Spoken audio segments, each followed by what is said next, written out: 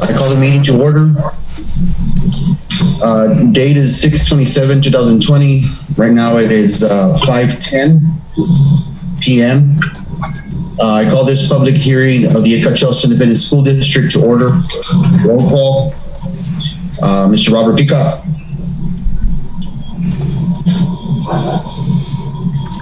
Bobby, you here? Yes, he is, but his microphone doesn't work on that computer. Okay. Mr. Robert Smalzer. Here. Mr. Rolly Lozano. Here. Mr. Fernando Torres. We have Mr. Tony Baco. Mr. Juan Ibarra. And Mr. Chris Morales. All right, so we do have a quorum. Let the record show that we have this, let the record show that the quorum of school board members is present, that this meeting has been duly called, and that the meeting has been posted in accordance with the Texas Opens Meetings Act, Texas Government Code Chapter 551. Lead us in the pledge.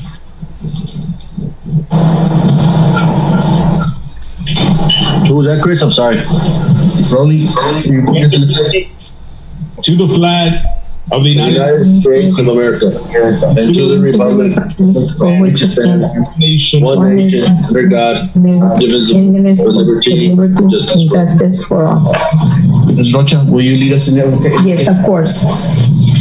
Heavenly Father, today we just thank you for the privilege of giving us another beautiful day and the opportunity to come together as a family to make the decisions that are so important to our district.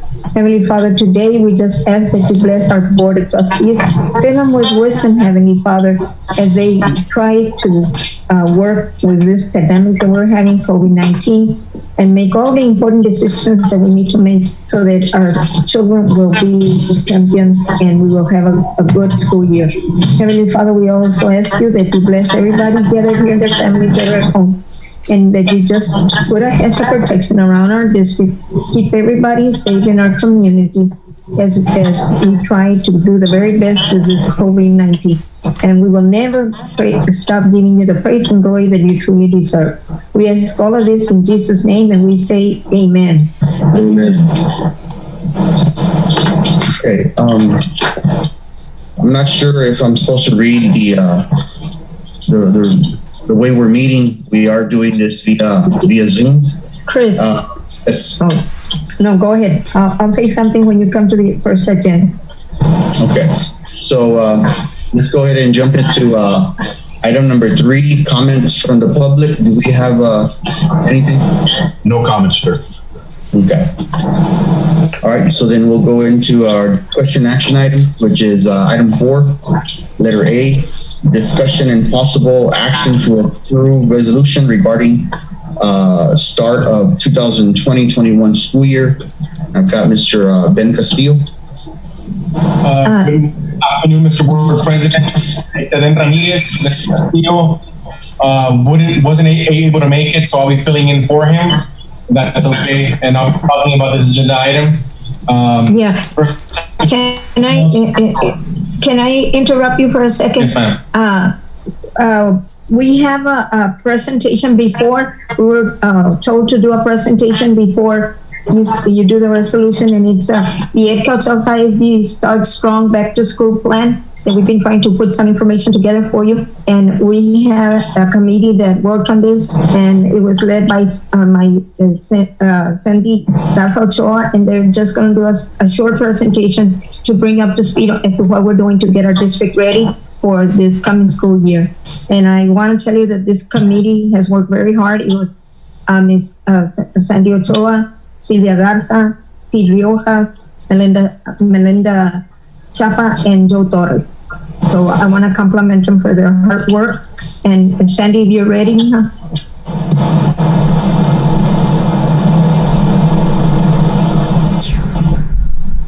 Yes, ma'am, Mrs. Rocha. Good evening, everyone. I was told that I needed to do this presentation prior to the proclamation, and I'm doing it in behalf of Mrs. Rocha. So, if we can go to the next slide, please. So, the EI we're getting some feedback. Can you check and see if there's a way we can mute?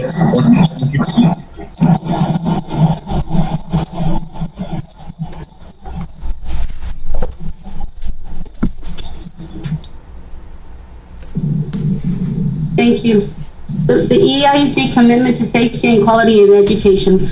As you all know, this has been a very fluid day-to-day events. We've already worked on this plan twice, and twice we had to go back and readjust, which is fine. And we understand that that's going to keep happening. What was presenting today may not be the same tomorrow. So in an effort to re-engineer the school experience, the students reach high academic outcomes or the same or better proficiency in 2021 as they did pre-COVID. There are two major announcements that I know that you probably are aware of, but the county announced that all learning up until September 27th will have to be remote, virtual or distance learning. And then I'm sure you all saw that Governor Abbott also announced today that there may be an extended online, a school only, and the schools will not lose any kind of funding if the health authority has mandated the classrooms remain closed. So again, this is a day-to-day fluid situation, but regardless, TEA has still kept in place 3 different choices that you as school board members have to present to the community, and that's what we're going to very briefly go through with you. The next slide, please, Joel.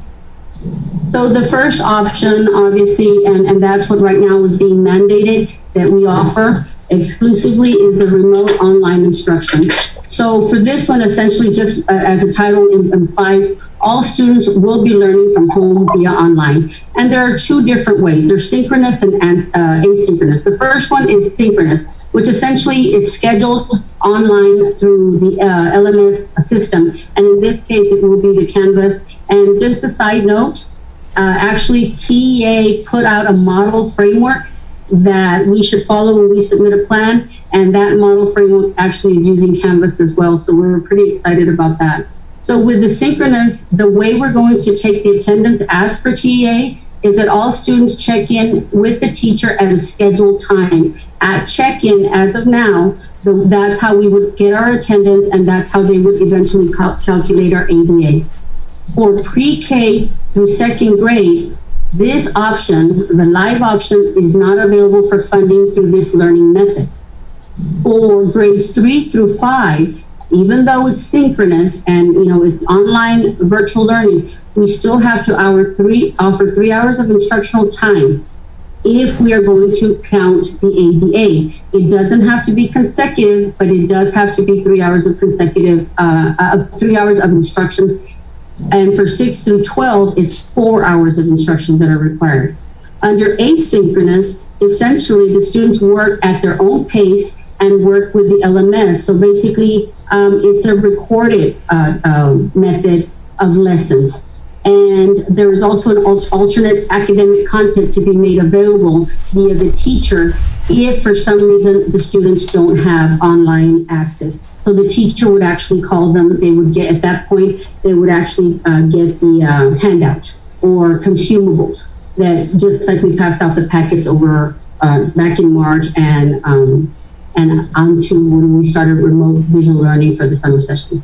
So the funding for this method, for the asynchronous and synchronous method, is for synchronous, is, as I mentioned earlier, it's the ADA is established to the checking process on a day-to-day basis. For asynchronous, attendance is documented to the following.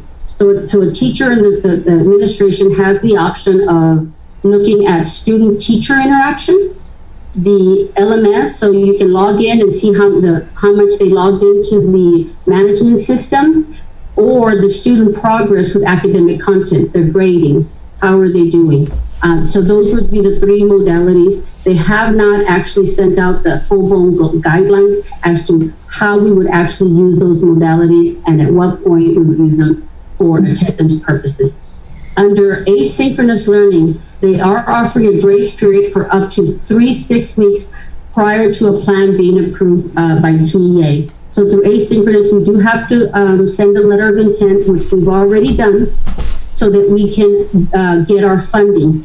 After that, then we have to follow a timeline and submit an actual curriculum plan that will be followed as we use the asynchronous and synchronous model. The other thing with the remote learning is the districts will be provided a grace period for the first 2 weeks when it comes to ADA. And if the ADA is more than 1% less from the 2020 school year, then the first 6 weeks will be excluded from the 2021 ADA. The one point I want to make there is they're talking about the exclusion, but we don't know what the impact would have if, as we move into second semester, if our average daily attendance is lower, we don't know what impact that will have. So I'm sure that we're going to get more guidance as we move forward.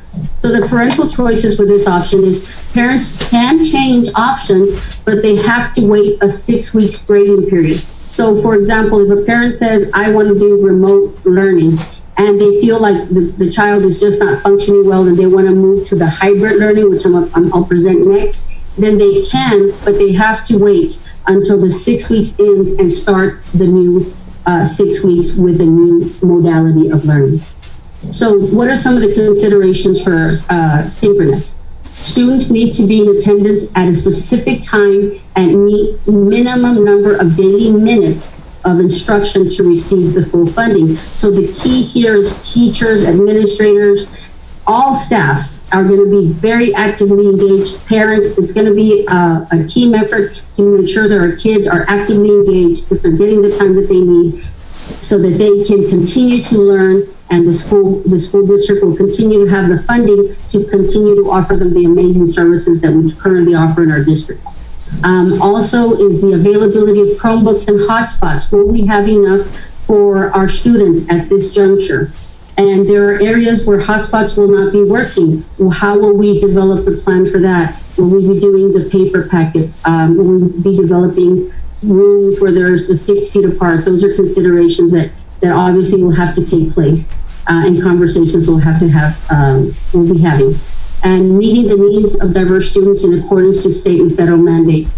So even though we're doing asynchronous, synchronous, online, remote, any student that has any type of a plan, whether it be a Section 504 plan, a ELL plan, and they receive specific, a student who receives special education services, if they have special needs and accommodations, regardless of the learning modality, we still need to follow their plan and offer the services accordingly.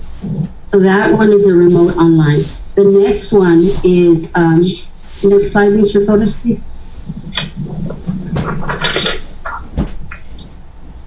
The next one is the hybrid model. So basically in this model, you have a combination. Students will come to campus for a specific period of time, and they'll also learn from home. And that, of course, would be schedules that the district would put into place with the board's consent, and it would be a team effort to determine how much time would be spent in hybrid, how much time would be spent online, how much would be spent in face-to-face instruction.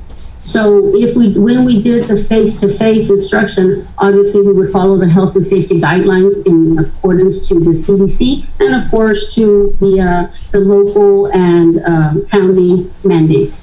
Students would follow an alternate schedule to minimize the number of students on campus. And of course, again, that would be a plan to further be delineated and presented to the board. So funding, ADA will be generated through a combination of traditional method while on campus and the synchronous and asynchronous online methods of attendance. So again, this would be a different formula as to how we would gather our funding and how we would document it to submit it through PEAMS. But again, this still has not been outlined as to the specifics, but the agency will be offering specifics for that.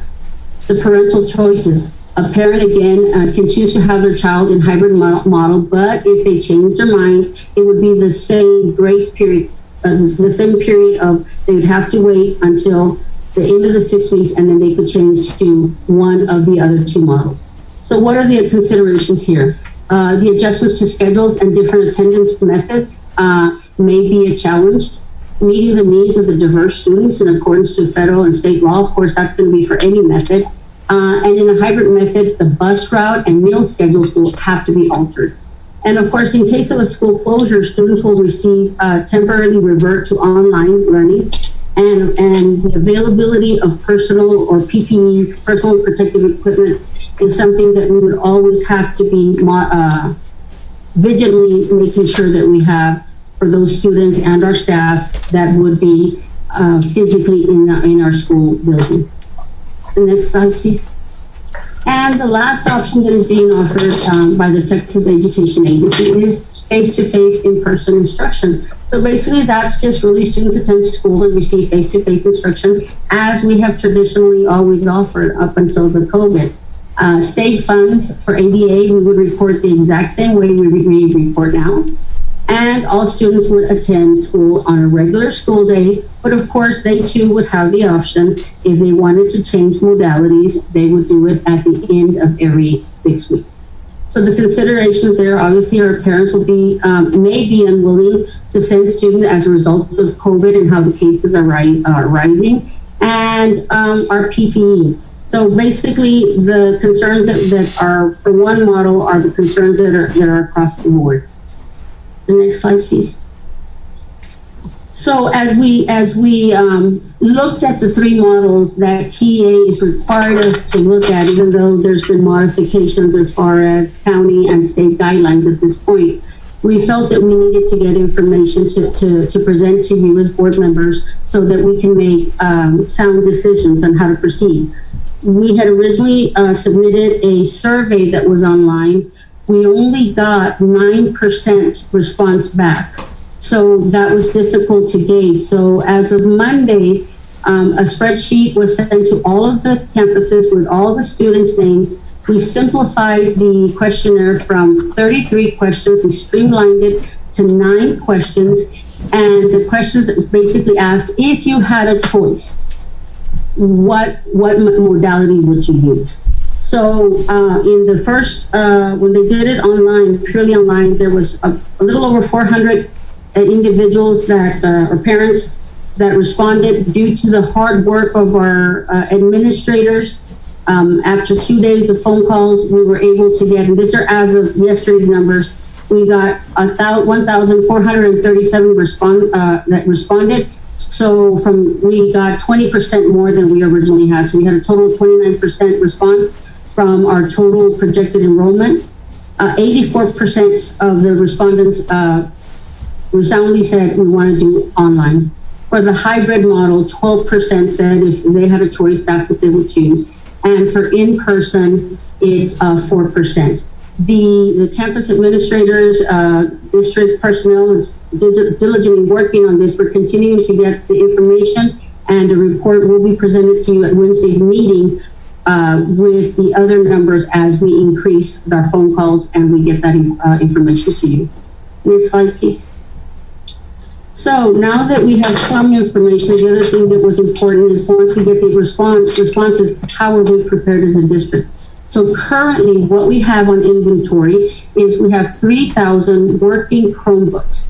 We have 3,000 that are expected to come in September. Unfortunately, that order was placed some time back, but because of COVID delays, we are now being told that we won't get them until September, and we don't have a specific date in September.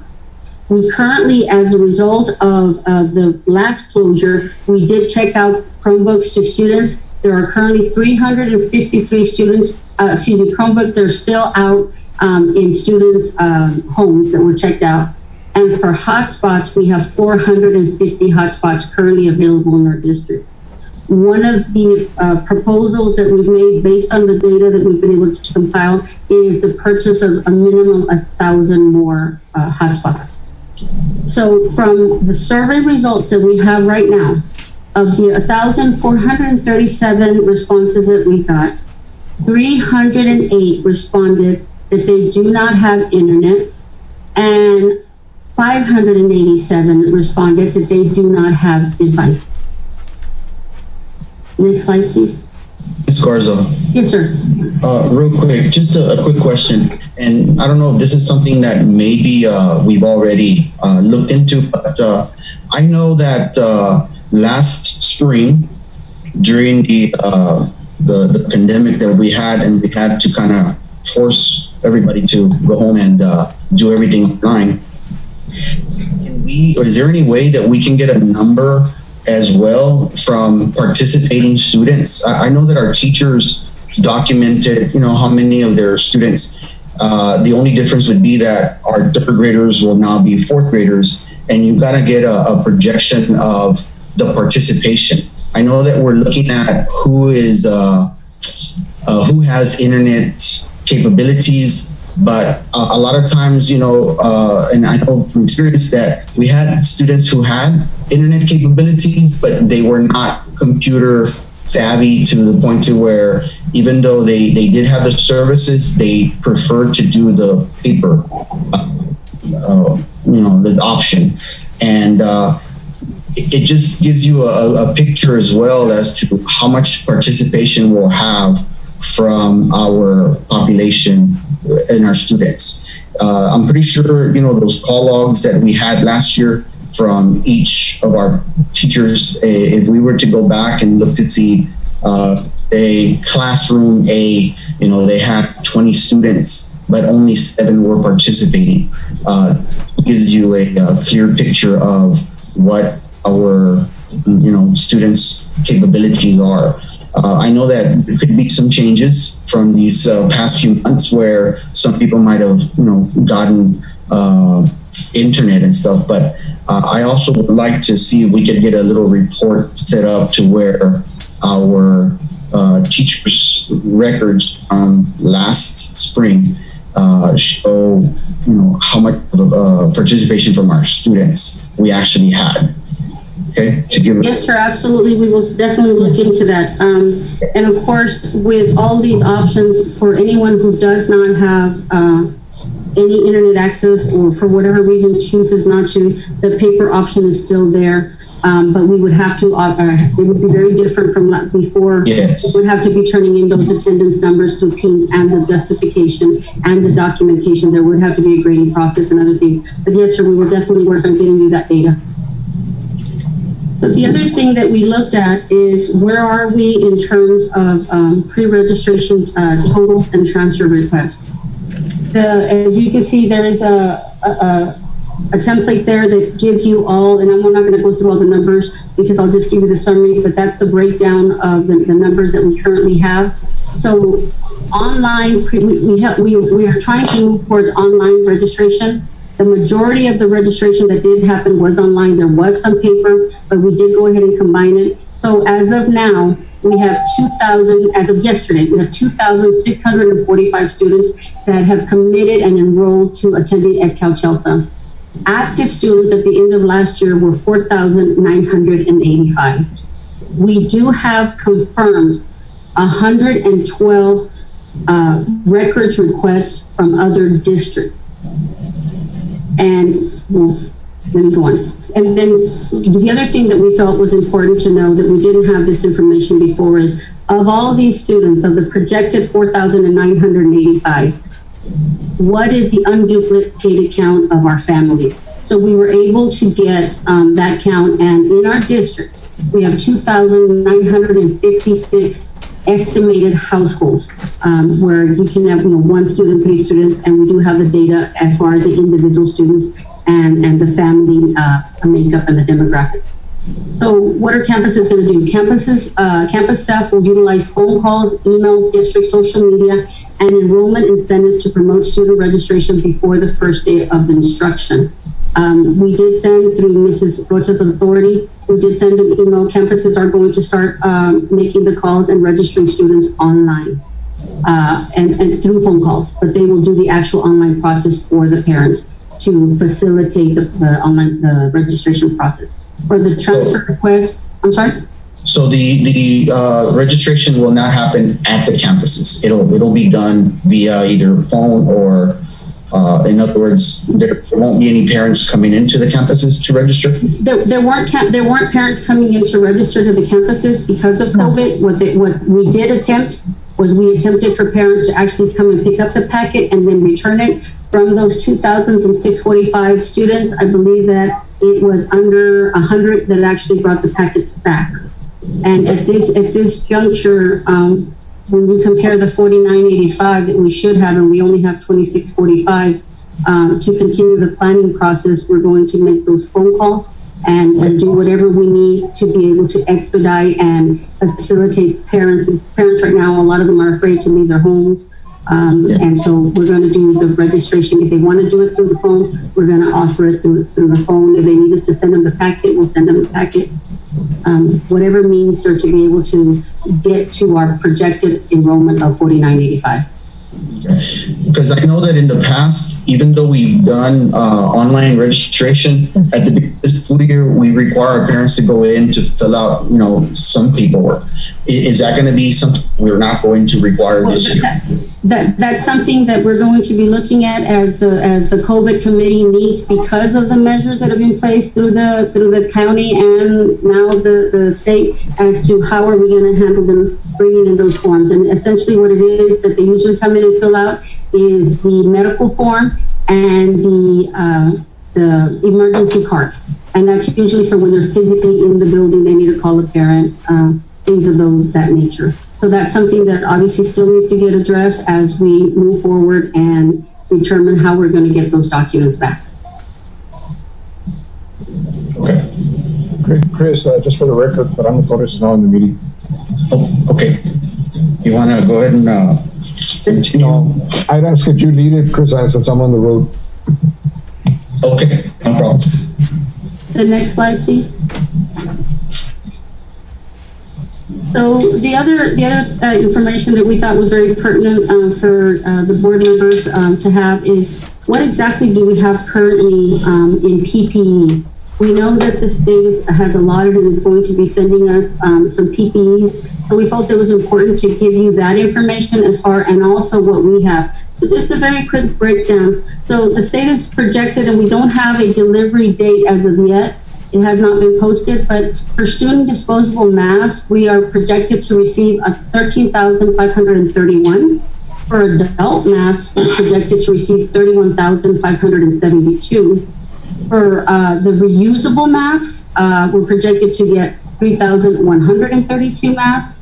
And for the reusable mask for the adults, it's 8,143. We're scheduled to receive 37 thermometers and 12,342 pairs of gloves, and 530 gallons of hand sanitizer, and 726 adult shields. What we currently have at our warehouse, we have 500 adult disposable masks, and we have 2,500 pairs of gloves and 7 gallons of hand sanitizer.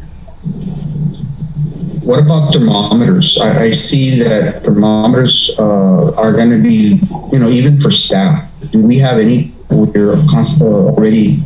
I know this is something that TA allotted, but has the district bought any of those? Yes, we've bought. I believe, Mr. Rocha, you want to give me the exact count? I believe it was like 15.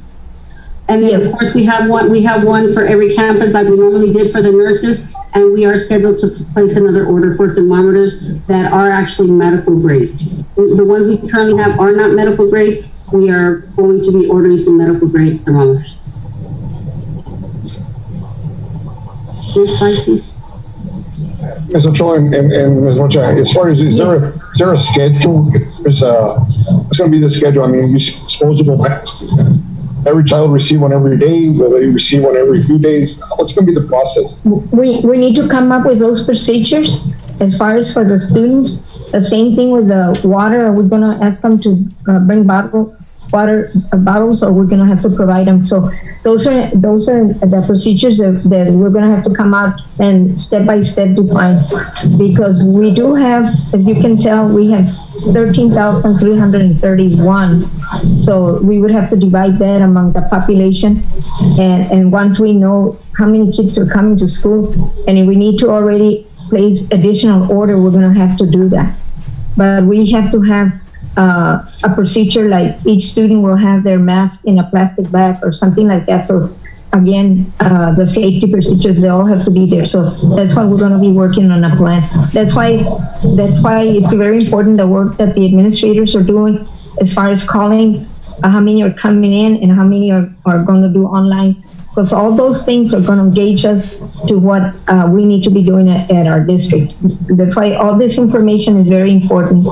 And we were also trying to identify the common areas where there's no internet, so that the clusters, so that we can try to do something to help those, like mile 12 and a half, mile 18, where we don't have the internet capabilities. I know that some districts are looking at getting a tower. I don't know, that would be too expensive for us, but there's a lot of, but we were trying to get like 2 or 3 buses equipped, but Mr. Torres says that even like that, we weren't able to get the signal out there, and we won't be able to get the Wi-Fi. But those are the things that we'll be doing, and getting a committees to help us with that. We need the input of parents as well.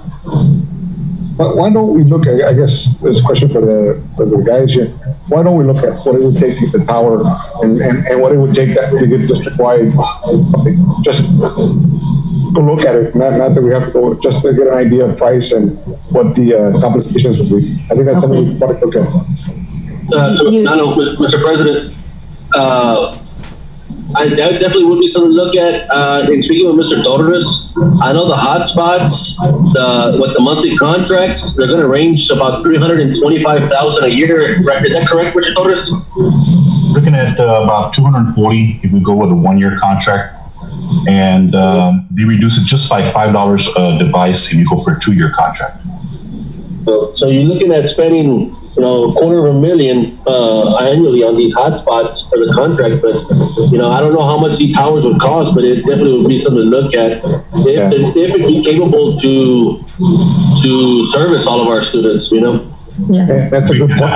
I apologize. We had looked at this pricing about 3 months ago with Dr. Rivera. And the issue that we ran into with the towers is that the towers are still going to be like a wireless access point, and this type of technology doesn't actually bleed into the homes very well. So if you have a road where there's a tower and there's an actual hotspot, it may go into the first house, but because the first house is blocking the second house, you're not going to get a signal from the second house.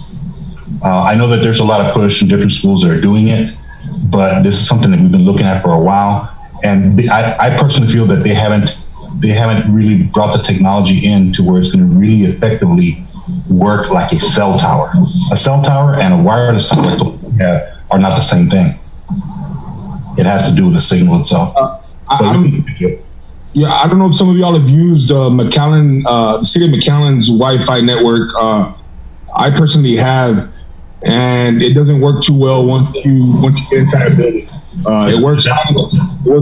That's what I'm trying to explain. The wave of the signal for a wireless access point is much different from a cell. Your cell will work inside, or your hotspot will work inside the building because of the frequency of the wave, and it's exactly what you said, Mr. Lozano. Exactly. Okay. You could spend $1 million and it may not work very well.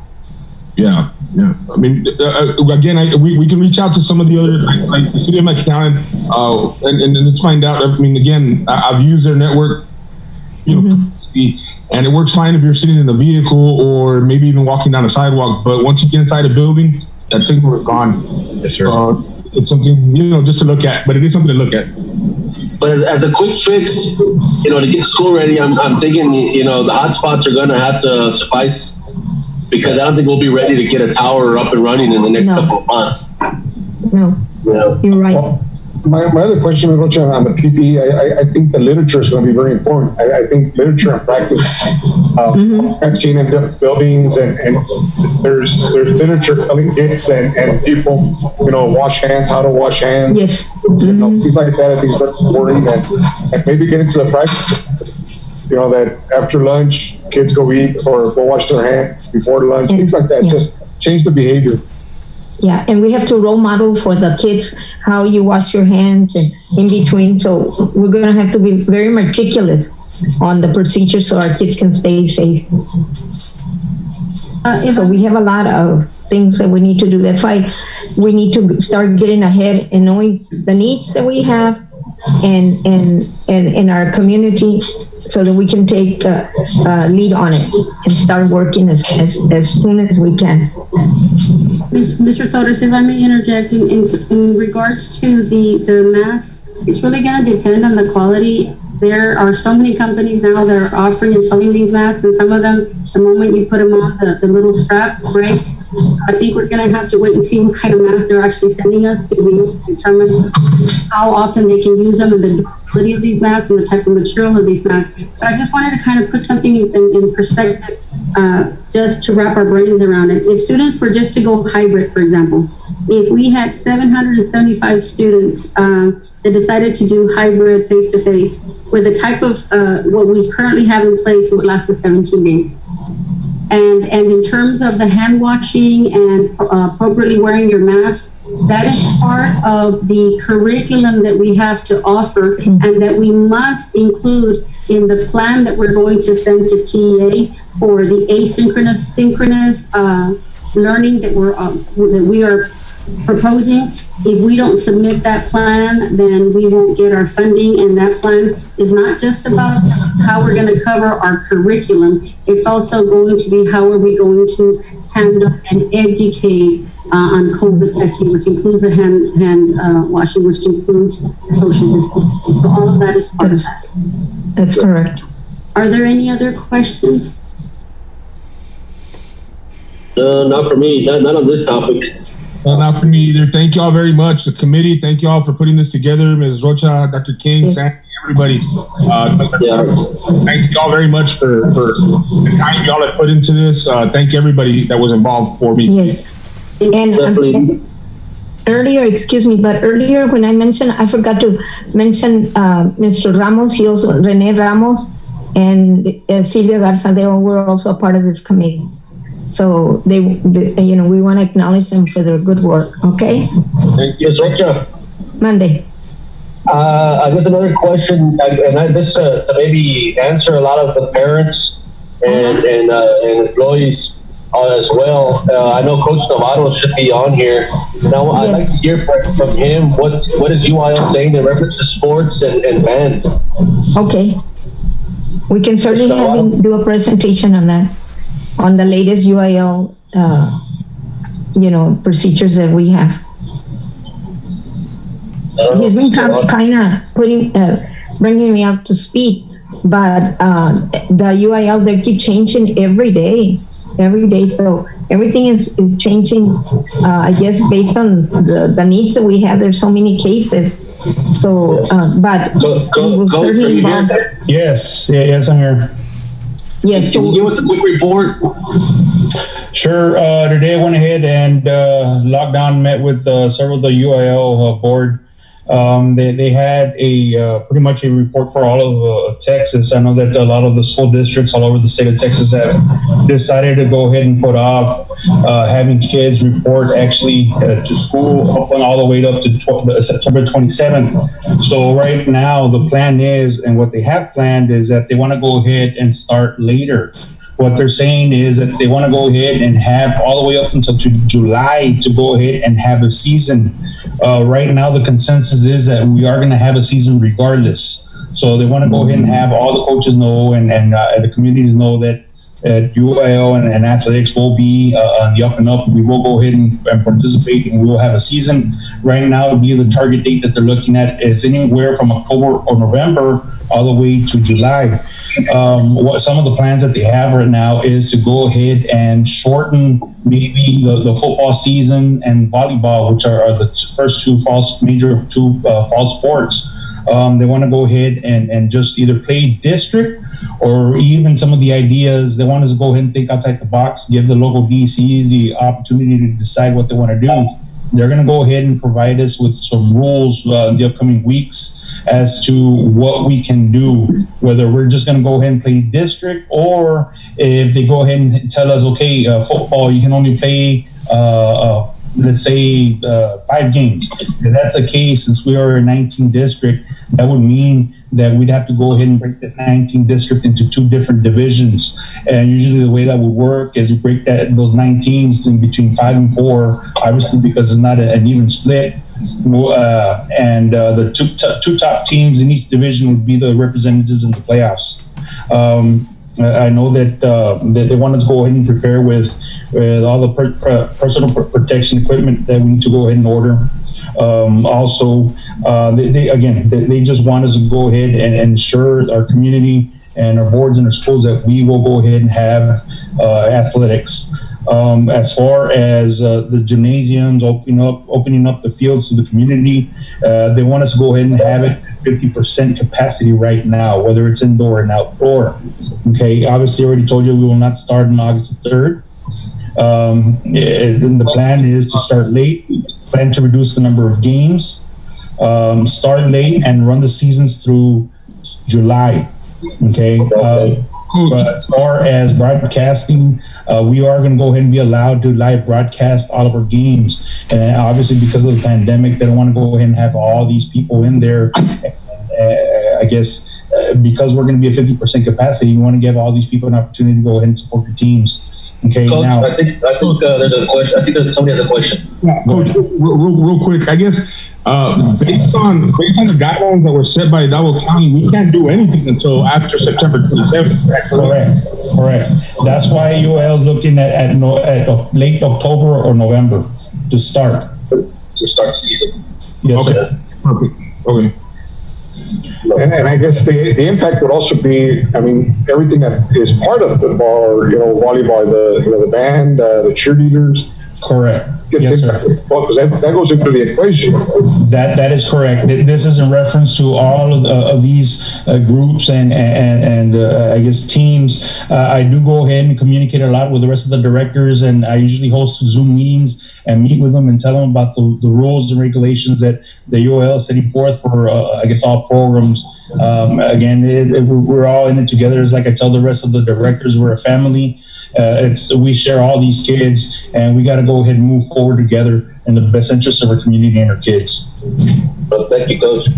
Yes, my would be from Rocha next year and Mr. Choa is that going forward, we got to make sure there's a plan as far as in the bus routes. Yes. What's the plan? Are we going to extend routes? Are we going to have less kids per bus? We have to put that into play. Yeah. And Mr. Torres, if I may, we had met with Mr. Martin Rodriguez and Mingo Rodriguez, and we had to do a seating chart for the buses, and then we met with the principals, and right now I think what we're going to do is we're going to have to run two routes for every bus. So because of the number of kids that can only be in the bus, we'll stagger our start time. So we're working on that. That's why it's very important for us to know how many kids will be riding the bus. And that was one of the questions on the survey, so that we can be working on that. So we kind of have tentative a plan, but we need to finalize it based on the counts that we're getting. But we had already kind of started working on that. All right. And we'll be keeping you abreast of everything that we're doing. Great. And I want to reiterate what Mr. Lozano said. Thank you to everybody, Ms. Choa, Ms. Rocha, Dr. Chi, and everybody.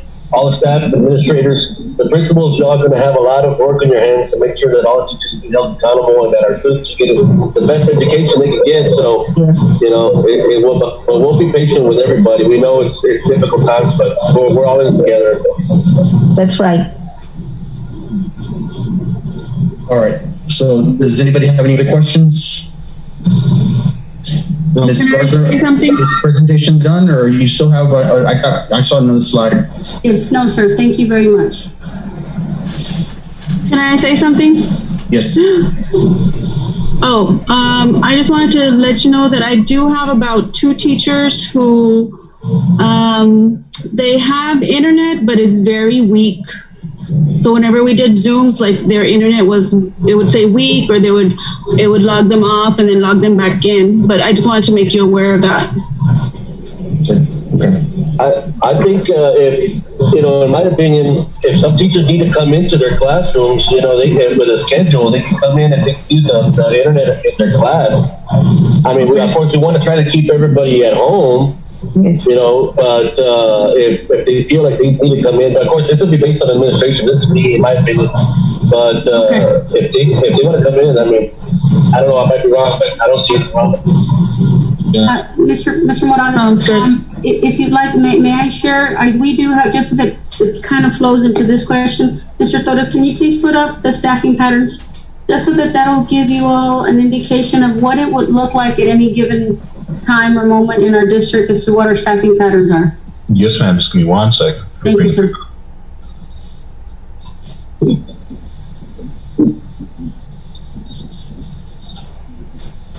There you go.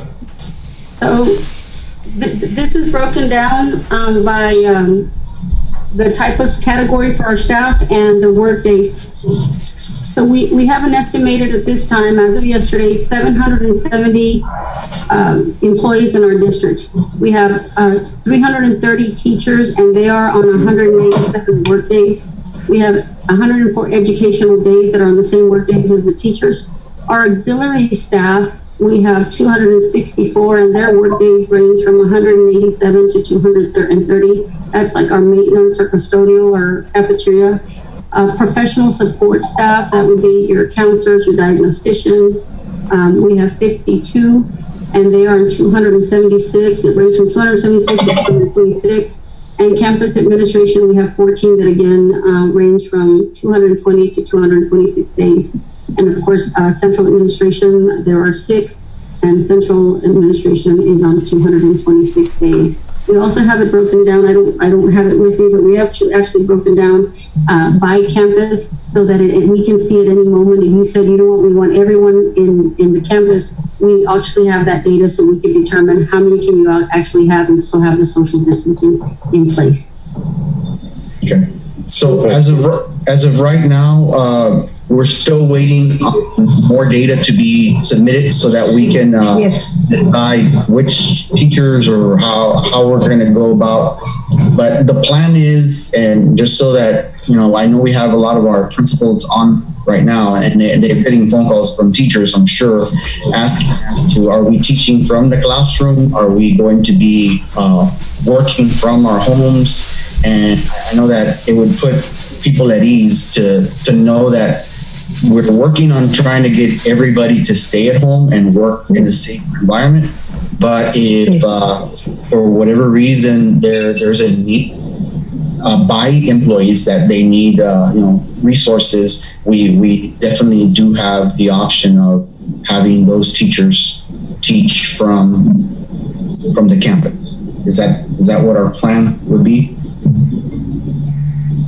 Based on the model, sir, that were presented, that is something that at some point the board with the guidance and the recommendations of the staff would have a recommendation. And then of course, based on the current TA guidelines, we do have to offer the 3 modalities once some of these restrictions are lifted.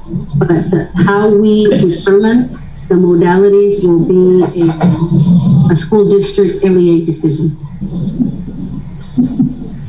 May I say something? Now, by also, when do you expect this data to be? I was going to say that. Because right now we're at 29%. Right now, yes. Right now we're at 29% of yes. This data. Mr. Morales, By when do we expect for us to have 100? We'll bring you an update on our Wednesday board meeting. Yes, sir. Okay, we're continuing to call. We'll bring you an update on Wednesday on where we're at. But I was going to say something. that we need to gauge and see how many of our staff need something so that we can work with their needs. Because I'm sure that we can look for the funding if we have a few teachers that need a hotspot or something, so that we can also try to work with them. Sandy, you were going to say something? All administrators are involved in making these calls and checking on the students' locations, correct? Yes. And they turn in the daily counts. Every day they turn in the counts. Because it's a big priority that we know exactly what our needs are so that we can target all the needs that we have. Oh, real quick, I mean, in your preliminary numbers, and maybe you guys mentioned that before I got on, are we showing it how many kids that we've lost in the district? Yes, sir. We lost 112 students that we actually have record requests from other districts. So 112 students less. Yes, sir. As of yesterday, there was 112 requests. An email has been sent out to the staff. They are getting the list from T-Rex, which is basically the system that shows you what the requests are, so that they can make the calls personally. The campus principals will personally call the family of those students. I'd like to see that logbook where the administrators call those families, because Sylvia on the line with us? Sylvia, yes. I got it. Sylvia, what does this 112 cost us? About 1,000 on average, about every 100 FTEs costs us about 650,000. Wow. And that's because those are the preliminary numbers right now. That's not the final number. So that's a big hit for us, guys. So Ms. Rocha is saying, I expect administrators calling and yes, finding out why and how it can be done to get this back. And sir, what we need to do is look at the list and which kids belong to what campus, and then reach out and tell the parents, what is it that, why are you moving? We're here, we care about your child, we want to keep them, they're being here. We need to reach out and try to convince the parents that we care and that we don't want to lose them. Yeah, we need to understand the reason behind it. It could be childcare, it could become the hours, it could become a lot of things. Yeah. So I think that data is very important to the board right now. Yeah, and ask why are you taking your child out of it, Because we need to know the reasons why. Because right now that 650,000, that's a big hit with the preliminary number. Right. Okay. I have another question for Ms. Ochoa. The Canvas. When are we going to start training the staff on that? Do we have a scheduled date? Yes, sir. We're starting. I sent an email on that as well. We're starting on Monday with administration and curriculum. Then we are going to move forward because we're going to create a trainer system so that we can do it well in advance, so everybody can be very familiar with the system. And we have opted to use some training dates that we had for leadership conferences. We're going to use them for that, as well as some staff development that was really repeats from last year. We are changing the calendar and we're going to use those. Okay. As early as Monday, sir, we're starting the Canvas training. Great. Yeah, because that's going to be very crucial to our learning process. Yes, and I want to thank you all because, as I said, when we looked at the TA model, they used the one for San Marcos ISD, and they are using Canvas. So, great. That's great to hear. Thank you all for that opportunity. And I'm glad you mentioned that, Ms. Ochoa. I mean, the staff development, I saw the numbers the other day, and staff development last year cost us over $1 million.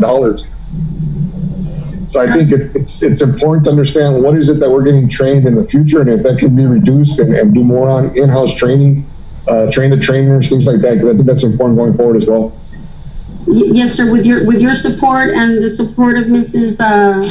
Rocha, that is the plan. We do have a program called EduHero, and essentially it is certified by the Texas Education Agency, and a lot of the trainings that are required through legislative updates are actually in this EduHero. And then, of course, we have some very talented in-house administrators and teachers that can also provide these trainings. Most of them come from one or other consultants, but quite frankly, been there, done that. For example, with the gifted and talented, it's the same 6 hours every year. What we're going to do is we're going to do them through EduHero, and that's called free versus paying a consultant to come in. The same thing with 504, we're going to do it to EduHero. We will no longer have to pay for a consultant, and so bilingual will be the same thing. So we're definitely looking at that, but we're taking baby steps, because the first thing that we needed to really look at as Ms. Rocha put together this committee is to try to get you the data as quickly as possible, because 2,500 out of practically 5,000 enrolled as of this point. We have to prioritize that. We need to get what is it that our kids need. So, but we will definitely have that plan very, very soon. That's on the to-do for next week as well, to get that going so that you all can approve the professional development calendar. All right, thank you. Thank you. One other thing we also need to concentrate on, I know that right now we're focused on students. We also need to make sure that we measure the needs of our staff. Yes. I know that, our parents are going to be home. They're going to be looking at their neighbors and friends who have different teachers, and our level of instruction has to be at a plane. In other words, we have to be equal. We cannot have teachers that are better at doing this. We'll run into that issue where, why is my son required or my daughter required to do more just because they have this teacher and I'd rather have them over here? We need to have a level playing field where we make sure that we certify our teachers in-house to where they become very good or savvy in their technology, because this is going to be something very different, very new. We do have, I'm pretty sure, teachers that might not feel as comfortable to take this. I know that they will eventually get there. We just need to make sure that we provide that preparation for everyone equally. Absolutely, sir. That's definitely the plan. And if I may add one more thing that I failed to mention earlier, the curriculum department will be uploading the first 6 weeks of curriculum, so the teachers don't have to worry about that. That includes the Canvas allows for the books, the bagels, everything, so that all the teachers are going to be focused on how do we use this? Do I need to already record my lesson? Do I need to upload some videos? So the focus will be on that and not having to try to do lesson planning online. All the information that they need will be there for them, as well as the packets. If we have to do paper packets, our curriculum department is going to be critical in helping and facilitating the campuses in providing that to minimize the stress of our teachers. I know that one of the barriers we have, and I'm talking because of working curriculum, is registration. Then we have our students who are going to be put into classrooms. So our teachers kind of have to hold and wait until their classrooms are formed, whether it's on Canvas or it's on their Basil. So it kind of holds them to not be able to do as much as they want. So that's another thing we need to also keep an eye on. I know that Mr. Torres, you probably have more leeway on this as to uploading students to go with their designated teacher and the designated classrooms, so that everybody's able to assign their assignments on the first day of school. And I know that your first day of school, you're still getting students that are trickling in, but we have, my number, 1,340 students that have already registered with the district. So, I know that the dissemination of all of these kids so that they're evenly distributed with our classrooms is going to be an issue, because I'm looking at 2,645 that were unaccounted for. So it'd be unfair to have a classroom full of students that have difficulties and another classroom that is students that are at level. So we need to make sure that everything is set in a plain level field, because we're going to have the issues. You're going to have students of different capabilities, and they're going to have modifications on their assignments. So we need to also look at that, okay? The trainings and all that. Absolutely, sir. You hit it right in the head. The actual rollover is scheduled to happen as soon as the peaking clerks come back. But if those classrooms aren't set up in the actual SIS system, then it's almost impossible to get those kids imported into the right locations, like what you're talking about. Because if we don't work together, or we don't work smart, getting these classes set up early, those kids won't be there till the first day. But we need to have these classes set up in advance so that they'll be ready to go before the. And this is something that I kind of mentioned to you, Ms. Rocha, that if we need to have individuals come in a little earlier, and it's just because of the way this year is coming about. There's some very, very good people that are eager to kind of come in and get stuff set up, because it's going to allow things to flow. But we need to make sure we plan on that and get stuff going. Okay. Yes. All right. Is there any more questions? Did everybody have all their questions answered? Yep. Okay. Ms. Garza, everything, your presentation? Yes, sir. Thank you very much. Yes, ma'am. All right. So now we go to item 4.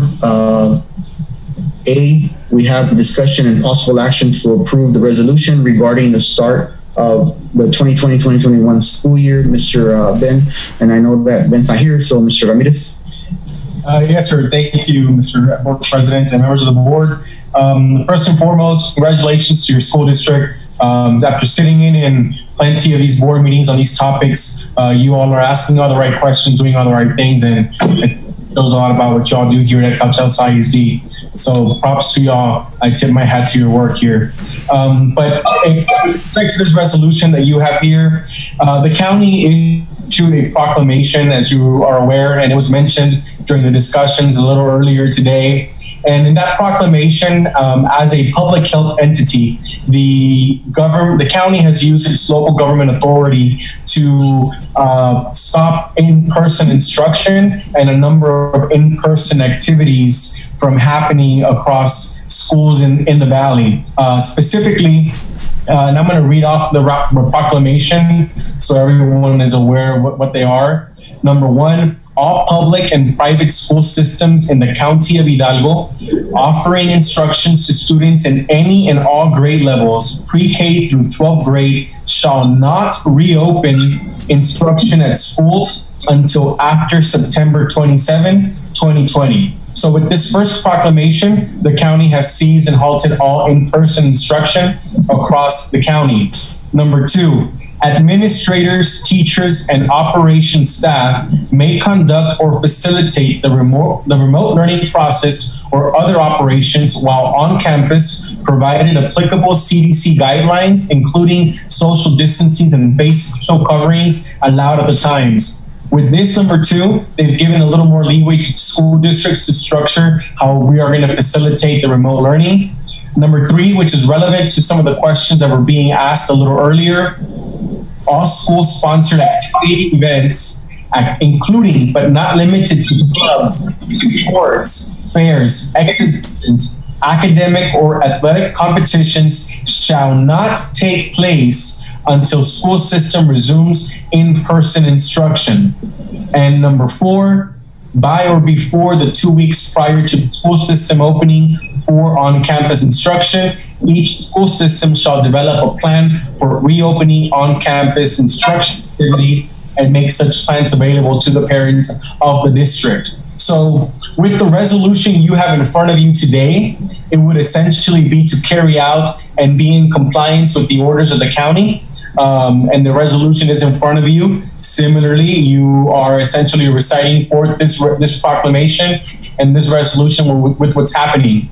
The important key factor here is that TEA had said they would not provide instruction to school entities if they did not provide in-person instruction. However, the exception to that was if the school district was following local health authority directions to not open. In this case, because EdCalChelsea will in fact follow or will propose to follow the guidance issued by the local health authority, in this case, Hidalgo County, then should you continue remote instruction, as according to your resolution, you will continue to receive funding from the state and for your school district. So that's what the resolution is here before you today.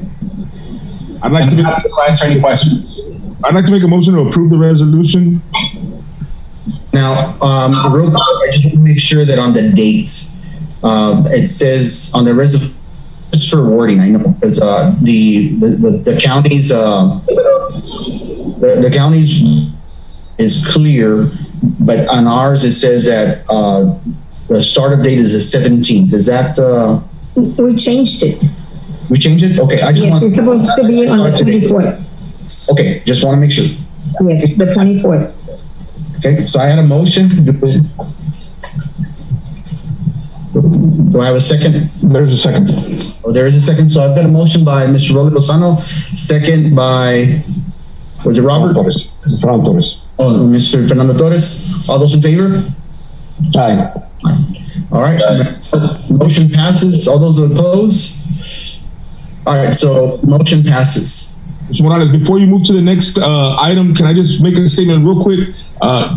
Again, just to ensure that we will start because I'm getting a lot of phone calls about people stating that, we're possibly laying people off. That's not happening. Everybody is still employed. They will continue to be employed at EdCalChelsea ISD. So I just want to put that out there, make sure everyone is aware that everything's moving forward. Everybody is still employed and nobody's getting let go. So again, I just want to make a statement. Okay. Now, I do have a quick question. I know we got an email and it had two calendars, two options. Is that something that we're going to be discussing our next meeting, or is that something that is already in play?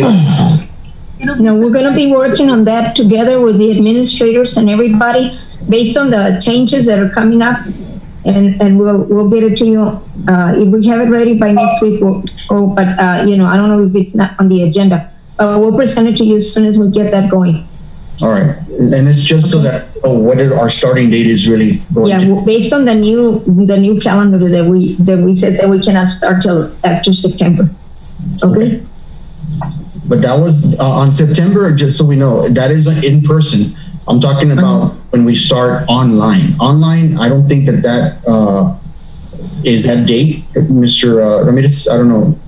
Right. So whatever calendar you already approved, I'm not sure if you've already had a calendar before the board. Yes. But that's the calendar that you're going to function off of. And so your first day of instruction should remain the same as that, except your first day of instruction will be a remote learning day.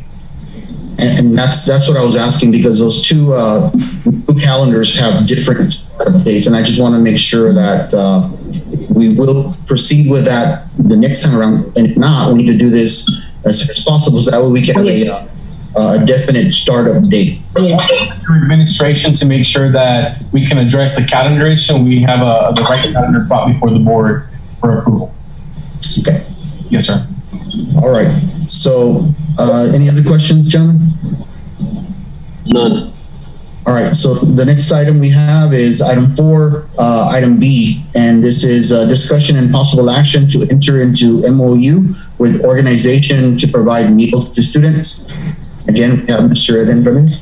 Mr. Morales, yes. Real quick, Mr. Lozano, I'm sorry, but I asked to put this on the agenda.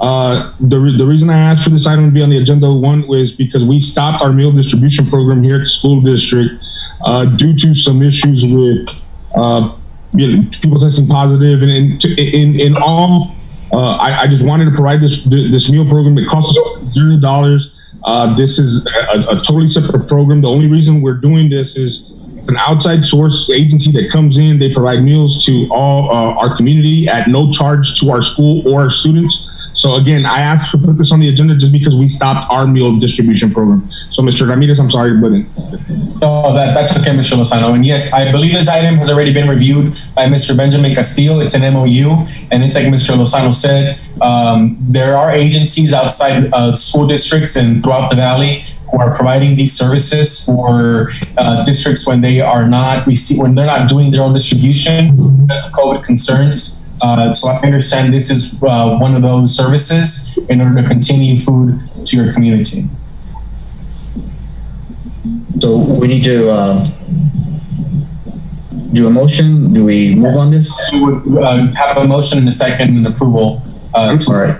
And all we need to do is just provide a location, Mr. Wilson? Yes, correct. All they need is a location to be able to distribute the food. That's correct. Okay. I'd like to make a motion to approve. Second. All right, so I have a motion from Mr. Lozano, second from, was that you, Mr. Bobby Pica? No, it wasn't. It was JJ. JJ. JJ, all right. So let's see, do all the ayes? Aye. Those in favor? All those opposed? All right, motion passes. All right, the next item is item 5. We have closed session. The superintendent requests that the board of trustees convene in closed meeting as authorized by the provisions of the Open Acts, Chapter 551 of Texas State Government Code. This executive session is in accordance with the Texas Government Code Section 55104 for the purpose of discussing personal consideration, appointment, employment, resignation, retirement, evaluation, assignment, duties, discipline, or dismissal of public. B, consultation with legal counsel regarding pending or contemplating litigation, settlement, or offer matter of duties. Attorney Pachosa under the Texas Disciplinary Rules, Professional Conduct State Bar of Texas. All right. The time now is 6:21, and we are in closed session. Let's go ahead and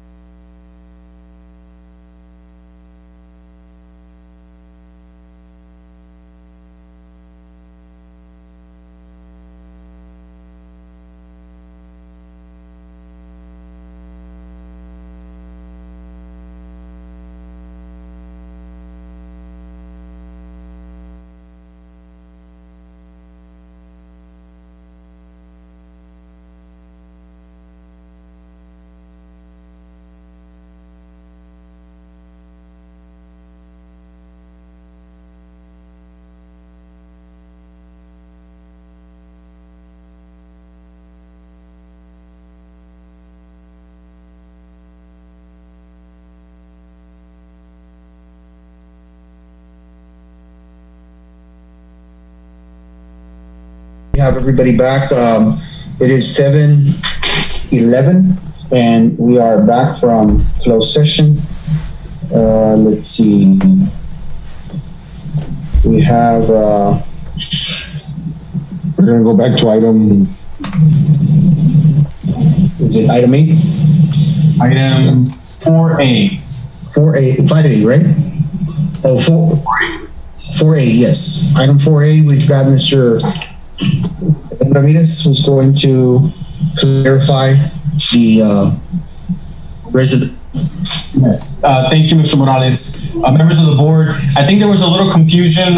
Sometimes Zoom doesn't lend its best venue for communicating important information. So I just want to clarify what the board did with that item. So the school district already has a calendar in place that's already been approved. That calendar remains the same. Day 1 of instruction remains the same day that was initially approved by the board. That does not change. School will begin on the regular day of instruction. The resolution, however, in order to comply with the county orders, has extended the date of when in-person instruction can begin on the campuses. That day is September 27. Therefore, the first day of school, I believe, is still August 17th. Is Ms. Rocha on here? August 24th. August 24th. So whatever the first day of school is, that's the first day of school. The resolution did not change that. The resolution only changed when the first day of instruction will begin for in-person in classroom, and that would be September 27. So your calendar remains the same, instruction remains whenever it was going to start, just your in-person instruction changed. And in-person instruction, per what you all did tonight, moves it all the way to September 27 to be in line with county orders. So I just wanted to clarify that. Okay. Anybody have any questions on that? Everybody clear on that?